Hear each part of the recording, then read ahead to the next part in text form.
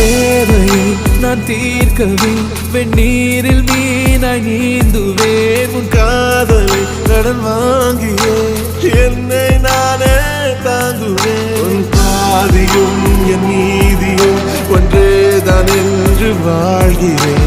உன் கண்களில் நீர் சிந்தினால் அப்போதே செத்து போகிறேன். சாலையோர பூக்கள் சாய்ந்து நம்மை பார்க்க நாளை தேவையில்லை பெண்ணே நாளும் வாழலாம்.